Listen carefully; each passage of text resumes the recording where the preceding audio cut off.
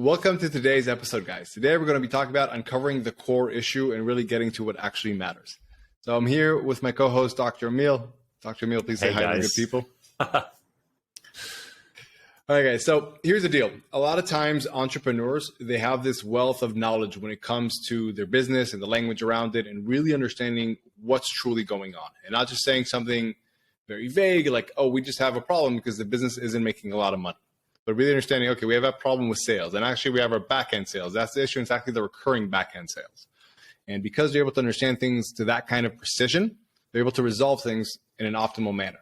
And when it comes to, let's call it emotional or mental blocks, that vernacular is really lacking. And because it's lacking, they can't actually get to the root cause of what's actually going on. They can't uncover it, and they can't solve it. And that's what we're going to be talking about today. Yeah.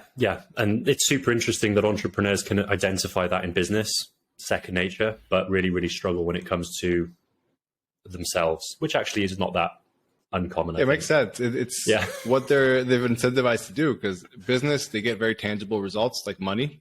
The more you can see tangible numbers, so you can see this reward mechanism of like, when I learned more about this and my vernacular expands there and my precision expands there, I get a reward. It's very clear for me to see that. With the internal stuff, it's a lot less tangible. And because of that, most people aren't driven to actually dive into it, even though it creates the same amount of impact in the life, so to speak. I mean, it's also that people don't put as much time into the personal versus business. Like business, as you say, highly validated, highly measurable. They spend 90% of their day thinking about it, examining it, learning about it, learning that vernacular. And then when you say, what are you doing for your own, for yourself, for your personal development, for your headspace, whatever you want to call it, they're like, oh, I get therapy once a week, which is awesome, by the way. But compared to how much you're putting into business is very, very small. Yeah. And I'll say this, like, you don't leave yourself outside of the business. So I got asked the other day, I was doing a presentation for a company. They asked me, so somebody asked me, how can I succeed in the business without having to address this personal stuff as well? And I was like, well, you can't. That's not a thing. It's like, it's not that you leave your human part at home, and then when you go to the office, you become this machine. And it's also a big thing there to recognize, even when it comes to the business, if you don't understand yourself as a person, certain insecurities, certain triggers will get pushed and prodded, and you'll end up taking it on the business, and it will suffer as well as a consequence. Yeah, and that works both ways. If you improve yourself, the business will improve. Yep, for sure. It's difficult to measure, difficult to assign how it happens, causation. But from people higher up who I've spoken to, it's very, very direct. The more you work on yourself, the more your business improves. I mean, I see it all the time. You just can't argue the result. You see them in black and white. Yeah. All right. So here's kind of how we want to get started. The reason we wanted to do this podcast is because Emil and I are both a part of a certain community. And in that community, one person wrote a post and he said that he's suffering from imposter syndrome. And he's not able to put himself out there, put all this content out there that he thinks he's like, I know my content is really good, but I'm afraid to put it out there. And a bunch of people were commenting, oh, you should do this, just give it a try, and all this kind of thing. And I think Emil, you or somebody else tagged me in it. And I was like, you don't have imposter syndrome, dude. That's the reality. You have a fear of rejection. It's like imposter syndrome is when somebody isn't confident in themselves. They think they're not worthy, they're not good enough, and then they don't deserve to put things out there. And that person did not have that. He was saying very clearly, I think I'm great. People tell me I'm great. I'm confident I'm great, but I just don't want to put myself out there. And what it clearly was that he was afraid of being judged. And when I put that out there to him and I asked him, who are you afraid that's going to judge you? The potential clients that see this and think your work isn't good, or people that already know you? And he was like, it's people that already know me. And we said, okay. So here's the reality. Like, you don't have imposter syndrome. You're just afraid that the people that already know you, that are, let's call it from an evolutionary perspective, are your tribe, the people that could possibly outcast you, cause you to feel abandoned and all that kind of jazz. Those are the people you're concerned will think, who are you to say stuff like this? And they might reject you. And once we kind of figured that out for him, and unlocked a lot of stuff, and he was able to really move forward with a lot of his things. And it was a very valuable lesson that if you don't really understand what's going on, you're not going to solve it. Because I saw that a lot of the other advice that he was receiving, which was very well intended, it just wasn't going to create an actual impact for him. And this is a great point to tap in that quote, which you mentioned before the podcast the limits started, of my language means the limits of my world. Or basically, the depths of your understanding will determine the depth of your success. Because like in business, if you can say like the back end of the sales, the recurring part of it, that's the depth of it, you can actually solve that problem. If you just say, we're not making enough money, you're like a headless chicken. You're just running around not understanding what's going on. And that's really the point of it. Yeah, that's really, really powerful. And are there, because that's one example of this. What are some other examples? Yeah. So when people just say I have a mental block, or people just say, oh, I have this limiting belief. So, I have to jump in there. Go for it. Well, we as humans, we as entrepreneurs love catchphrases like limiting beliefs, like mental blocks, like imposter syndrome, right? And it's very easy to not fully understand perhaps what these mean and then gravitate towards them and then label yourself with these things. It's also, I mean, this is the next topic perhaps, but this is also a shield against perhaps going deeper. It's both. Like, so I know where you're getting at, and we will go into this, but honestly, I think on the surface level, it's twofold. For some people, it is just laziness, that it's the first thing they heard. So like, oh, this is what I must have. I must have imposter syndrome if I'm not putting content out there. And it's not coming from a true desire to actually explore what's going on. For some people, it is just laziness. And for some people, it's just a lack of vernacular. It's very interesting when I talk to people a lot of times when they want to join the program and I ask them what's going on and they don't even understand what's going on with them. Just because like you can tell their vernacular is so limited in the, let's call it emotional or mental realm. They have a ton of business understanding, but as far as their own personal understanding, what's going on inside them, inside their box, their head, it's just so limited that it's no wonder why they can't move past it. They don't even know what they're trying to move past. So let's stick with that one before we move on to the second part, the fear part. How do you upgrade that vernacular? First off, it's, I think, a part of humility. It's like accepting that you don't know what you don't know. And not just staying at that first, oh, I heard imposter syndrome is a thing, so I must have imposter syndrome.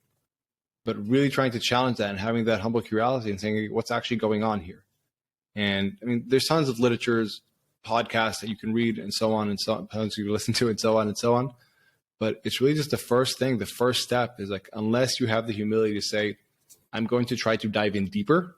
And instead of asking, for example, that guy, instead of asking, I have imposter syndrome, what should I do? He should have said, something's going on that I can't take action. Can somebody help me understand what's going on? That would have been a much, much better question. And he both didn't probably ask himself that, and he definitely didn't ask others that. And I think that's really the simplest thing. Like if you have an issue like that, you can ask other people, especially people that are, let's say, more practiced than you in this kind of stuff, the mindset, the emotional fortitude, and all that jazz. Just ask them, like, this is what's going on. This is a constraint. This is what's going on. This is where I'm trying to get to. Why is this happening? Why am I not able to bridge that gap? I mean, that in itself is a hugely practical point. Like, because he asked, how do I fix imposter syndrome? People told him how to fix imposter syndrome. Instead of asking, that this is my problem, how can I approach this? And people were already funneled. These people might have had the answers, but they couldn't give them because they weren't pushed in that direction. Yeah, but it's also like, it's one of the, I remember learning this back in the day, like one of the primary rules of leadership is not accepting the problem. Like when somebody comes to you with a problem, it's not just accepting, okay, this is the problem, let's solve it. But really understanding what is truly the problem here. I think it's also the mark of a good coach. Like if you're listening and like anybody who's listening and they ever come to a coach and say, this is my problem, he's like, all right, let's solve it. That's probably not a great coach because he's not really thinking on a high level saying, okay, let's really get down to the core issue here and really uncover that. And I think it's something to really be cognizant of. Like, I don't know if you noticed, but whenever I post, I try to always say like, this is my problem. This is what I think is going on, but I'm happy to be challenged on. Please challenge on me first. And I think working from that kind of base levels, it creates better results. Yeah, agreed. And that's actually really interesting. It made me think immediately of another example in health, for example, where people think that their problem is that they are doing something superficial with their food that's causing the problem, but it's much deeper than that. It's down to the stress in their lives. It's down to the way that they've constructed it. It's just down to previous narratives surrounding food. It's so different from just, oh, eat this many calories and you'll be fine. Like, yeah. Cool. So does that answer your question though? That'd be the framework. Just first, like, instead of just saying I have imposter syndrome or I have this, don't jump to that conclusion, but really think, okay, this is where I'm trying to get to. This is where I currently am. Why am I not able to bridge that gap? And go from that kind of place and start asking that question to both yourself and to other people. Yeah, I think so. And I think just to add on to that as well is, you know, you say, ask other people, ask the right question to other people, be ask open. Believable people. Ask believable people. This is really important. Like, I always say, like, merit over proximity. Do not ask people that just happen to be around you. Ask people who have merit. It's like, if your stepsister has a lot of her own issues and she's against personal development, don't be asking her this kind of stuff. And this is obviously an example that somebody had that used to be part of the arenas. And it's like, merit over proximity. It's such an important thing. It's like no first day of school friends, as they say. Like, just because you know somebody, just because they're around you, does not mean they have the merit to really be helping you. So make the effort to really say, is this the person with the correct merit to be helping me with this problem? Yeah. And, you know, talking of the original question, which was, how do you upgrade that vernacular?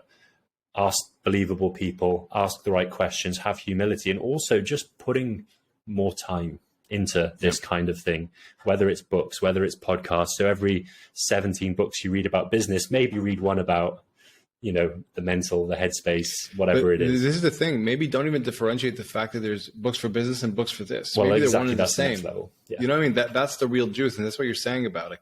You network with, I know, with a lot of very, very high level people, like guys that are even 9-figure guys. And they all talk about this. Like, it's one and the same. And I don't, like, it's frustrating to me sometimes when people refer to mindset as a soft skill. Like, it creates as hard, tangible results as possible when applied correctly.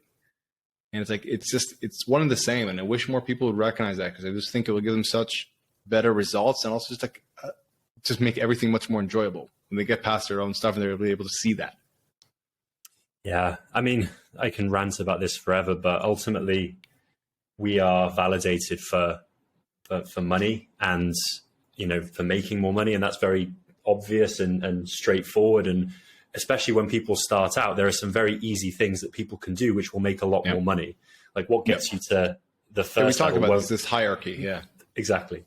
Won't necessarily get you to the next level. So at some point you have to transition, evolve from business tactics, which worked initially, to self-improvement, development, growth.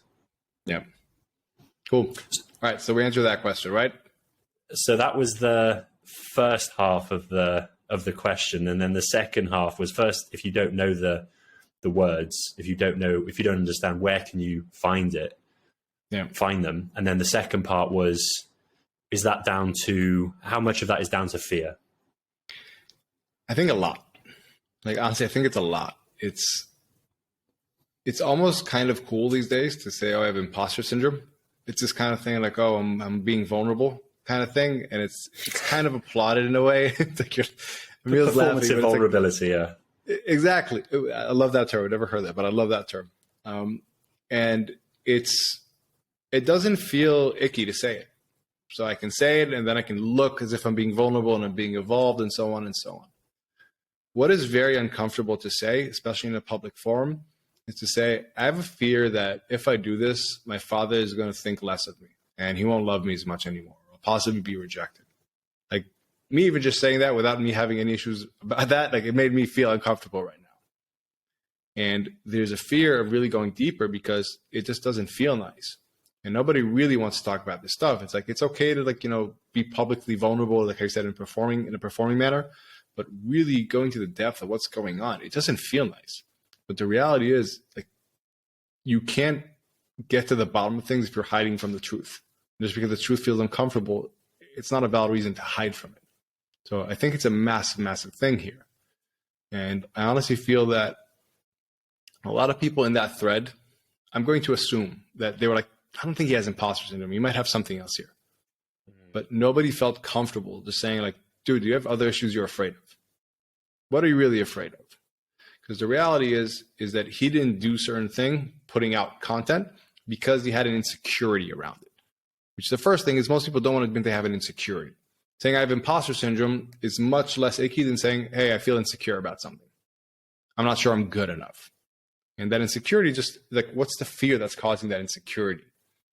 And if you start really like pulling that thread, that's how it works. Sorry. So you're going to say something. Go ahead. No, that's really interesting, because imposter syndrome, to some degree, part of it is an insecurity. It is an insecurity. But it's just almost like this, as you say, this performative, this really nice, neat box where you can just say, I have imposter syndrome. Exactly. Without then being like, what does that mean? Oh, it means I'm insecure. And I'm not saying that in a bad way. It's something which, you need to admit. I'm afraid of rejection and whatever else. So it's interesting that camouflages the deeper issue in this like pretty neat, I have imposter syndrome. These are the books I should read. Get over it. Yeah. Yeah. And I just think it's like it requires courage. That's why I say, like, people usually ask me, like, what's the biggest thing to do to succeed with my mindset and emotional fortitude? It's like, choose courage. Be really honest and vulnerable with yourself. Don't just say the surface level things. But if you're saying, well, I have this fear of abandonment, like, why? Well, because my father said this and that to me. Why? Well, this and this and this. Like, the deeper and deeper you can go with these things, the more you can get to the truth. Like, we gave that analogy at the beginning of the podcast about, it's not just to have an issue with the business. That's level 1 with the profit. Level 2 is an issue with sales. That's level 2. Level 3 with the back end. Level 4 with the recurring back end sales. Like saying just I have imposter syndrome, that's level 1. Then you go deeper and you say, well, actually, I have a fear of judgment. That's level 2. Actually, I have a fear of judgment from the people I grew up around, specifically my father. That's level 3. Level 4, and with this guy, this is kind of what I'm hearing from him. That's what I assumed, but he came up from a place where people didn't have a lot of money. He didn't come up from a wealthy family. So he was afraid that he puts things out there and he raises his prices and blah, blah, blah, blah, blah. People are going to think, who are you to do so? Really recognizing I have a fear of rejection, because what if I make more people than the money that I grew up around? How are they going to think about me? Are they still going to accept me? Like, when you get to that depth, that's when you can really try to resolve that. And once you resolve that, everything else just kind of falls apart. It's about like removing the faulty foundation, so to speak. Yeah. Yeah. The courage is the key there. And, almost that word in itself is just thrown around like, yeah, just have courage, which you kind of like. You have to decide. Courage isn't something you have, it's something you decide. So that's it. Exactly. So that's the next level, is how do you courage, right? How do you go on? Yeah. So I'll tackle this in a bit of a different way. It's like, people a lot of times say they want to take confident action. And that always just like, it irks me so much. Like, it's such fool's gold to want to be confident. It's like, I don't usually swear. I'm just like, dude, fuck confidence. It's so overrated. Like, if you're waiting all the time to take taking action when you're confident, you're actually never going to take action. Because whenever something is beyond your comfort zone and you don't feel confident, you're not going to do it. So you're not going to grow. You never hear like old stories about heroism or whatever it be, where they say, this guy was so confident and then he took action. They talk about courage and bravery, because when somebody even wasn't 100% sure, they still did the virtuous thing of going for it. Courage is a virtue. Confidence is not. It really is that simple. And I think a big part about courage is just saying, like, what will I be proud that I did in hindsight in a certain situation? That I actually waited until I was confident, or that I decided to do something even though I wasn't confident and decided to choose courage. Does that make sense? Yeah, entirely. And to add to that, a lot of people, when they describe courage, because, they're leveling up, they've heard of courage. They're like, yeah, I'm going to be courageous. When there's a dragon and I'm scared, I'm going to kill it. Great. Oh, awesome. That's the big stuff. But actually the courage starts from the tiny little micro things where you kind of, this is a ridiculous example, but you're sitting in a restaurant and there's no salt on the table and you're like, oh, I can't be bothered to ask the waitress for salt because it would put them out, whatever, blah, blah, blah. That is courage in that moment. It's making a slightly difficult decision. And then from there, you escalate it. Like, again, another example, maybe there's a cute, go on. Can I cue in? Because I think like what you're saying on a very meta level, and I agree with it, is that if you're already cornered and things are so bad that you have to do something about it, that's not courageous. That's just like a default behavior. That's desperation. Yeah, that's a great way of saying it. It's not courage, that's desperation. But if you're in a position where you could kind of not have to deal with it, but you decide to do so anyway, even though you could be more comfortable in the moment, you choose to be uncomfortable, do something courageous for the long-term benefit of it, that's where it really matters. And that's what Emil is saying, is that it's not just in the macro of like when things are bad and then you really take the big action, but on the micro level, like micro courage is something that's more difficult because we have a way out where we don't have to choose courage. And that's the thing. Yeah. Hard decisions in the moment. Taking the hard choices, easy life, easy choices, hard life. And honestly, I did the arena before Christmas, and that was the biggest thing that I took away from it. And I just noticed those times in my days where I'm like, I could take the easy way out here and not do XYZ, not ask for salt as the most ridiculous example. Yeah. Or I could make the hard decision and do that. And my life is compounding in terms of how quickly it's upgrading. And I want to say that this is because we got down to your core issue in the arena. And that's why you're able to do that much more easily now. Because we didn't just say, oh, you have imposter syndrome, you have a fear of this or whatever. But we really, really got down to the core of it. And because that was resolved, like everything else becomes easier.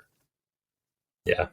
And I mean, easier is a misnomer. It's still fucking hard, but less hard is easier. You know what I mean? Like, that's the thing. And I think that's also the reality. It's the fallacy. Like people want it to just be easy. Yeah. Like doing this stuff isn't just easy. It never gets just easy. No. It's like you still have to overcome certain roadblocks, certain road bumps. But like if you want success, like both internally and externally, that's just the reality of it. There's no sugarcoating. Yeah. But, and that first step is from impossible / non-existent to really fucking hard. So yeah, that's the kind of the gradient. And then eventually it gets less hard. But the first step is from 0 to really fucking hard. Yeah. Yeah. So I kind of want to start bringing this back a little bit. I think that on a general level, especially as men, like, people find it really hard to say, I'm afraid. Saying I'm imposter syndrome or sticking some surface level kind of, I don't know, statement or label on it, it's just much easier. But it's a way out. It's not an actual resolution.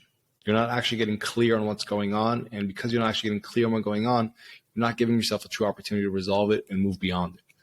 And I think if you really, really want to succeed internally, so you can also succeed externally, you have to move beyond the surface level things. You have to get down to the root cause of what's going on. And you have to have the courage to look it in the face and say, this is what's going on. It feels uncomfortable, but I got to own it. Do you, because what I would love at this point for myself entirely selfishly is just the kind of a chain from the initial realization to some, not even resolution, but moving towards it, just how it goes. We had the example at the beginning, but that only got to the point of maybe identifying it. How do you then keep going beyond that? So once you identify it, like I'm not a fan of those. You have limiting beliefs. Now, what is a positive belief you can replace that with?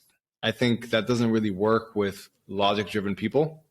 In the moment when they get really stressed and they fall back to their old belief systems, they're not going to say, well, actually, what's this positive belief that I decided I want to believe in? So first off, I'm not a fan of that. I haven't seen it work really. I've seen people that get pumped up wanting to have positive beliefs, but not actually working in real time. So that's one thing. The way I've seen that's really helped people is to falsify these things and challenge them. Just like you're a doctor, you have to falsify certain claims. And so let's say, wait a minute, what? You have to falsify certain claims, no? Oh, you have to prove them false. Yes. Right, okay. Yeah, you have to prove them false or correct, like before you just go on them.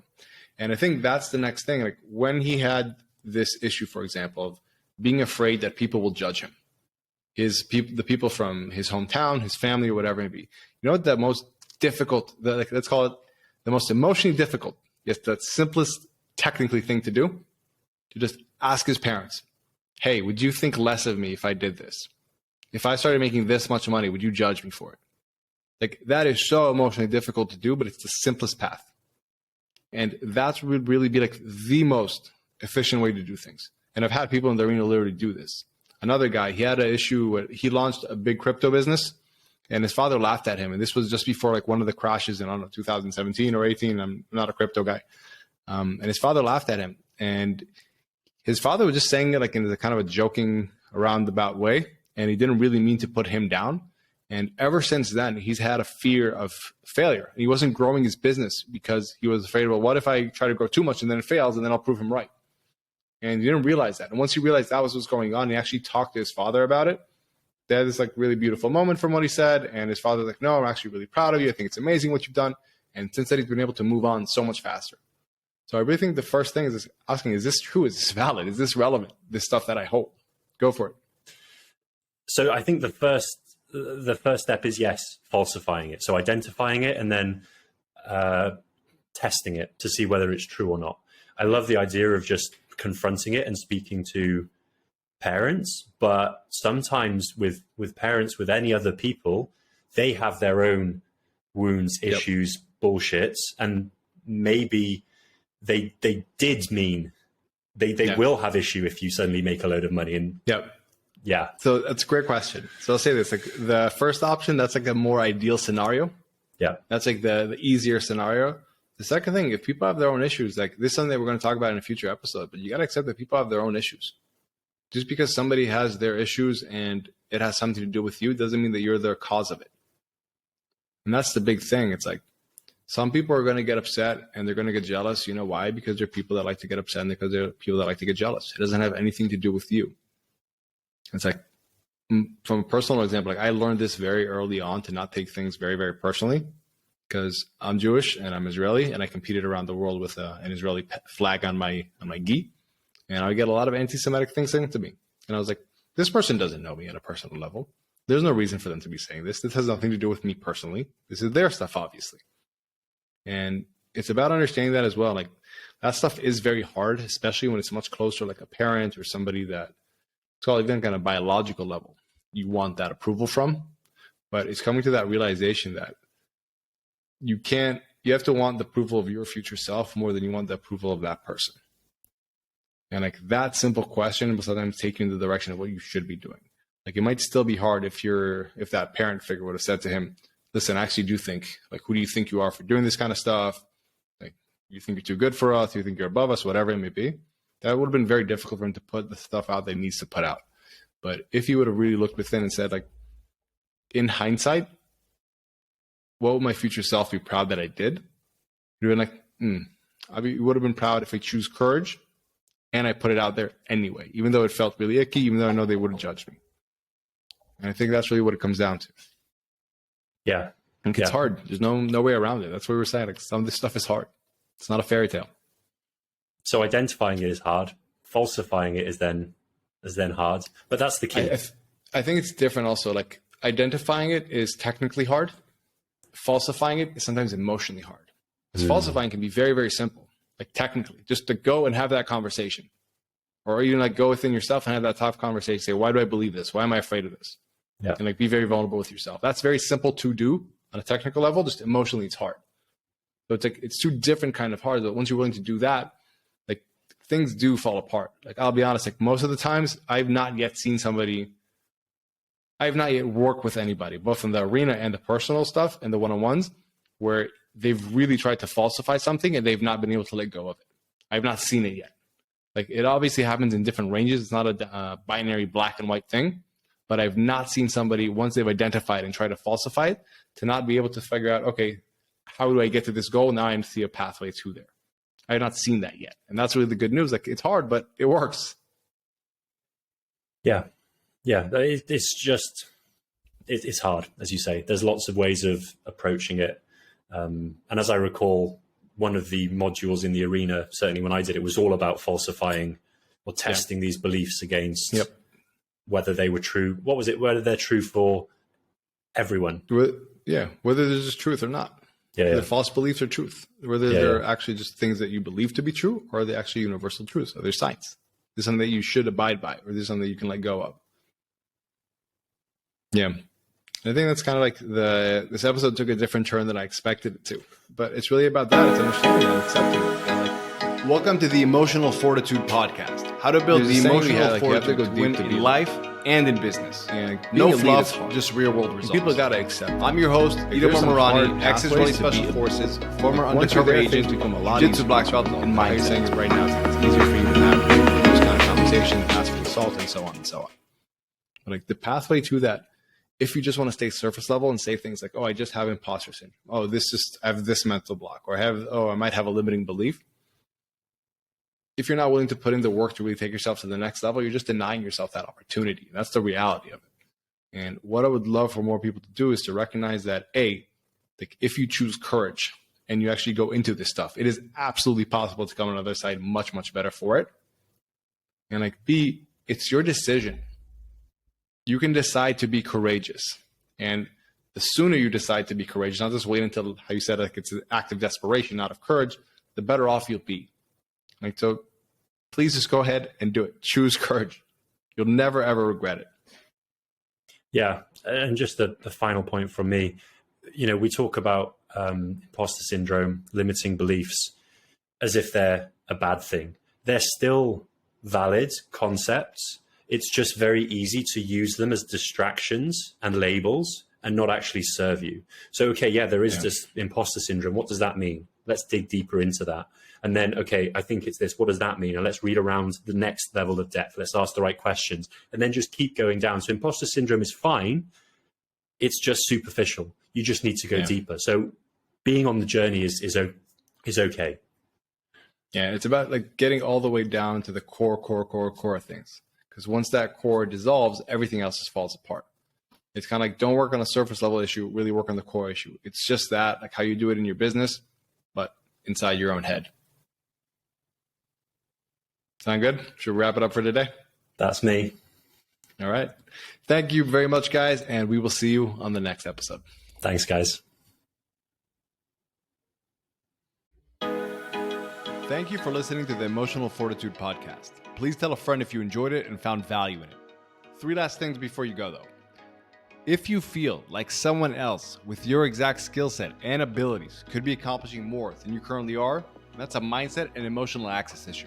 And here are 3 ways I'd love to help you conquer any internal limitations, go big, and win. 1. 3 Quick Ideas Tuesday newsletter. It's a weekly email with 3 quick ideas around one aspect of elite performance and how to approach it differently to get better and faster results. People say it's the most thought-provoking and impactful 2 minutes they spend in their inbox each week. It's easy to sign up to and easy to cancel, and you can sign up at itamarmarani.com/3ideas. 2 is the Emotional Fortitude Micro Course. It will help you build the emotional fortitude and confidently tackle any goal. It's the complete, nothing held back emotional fortitude system in 5 simple parts. It's all under 5 minutes each module. See it, use it, and win. And it's completely free at itamarmarani.com/course. And number 3, lastly, if you want to dive in and aggressively level up, the Arena Mindset Accelerator might be for you.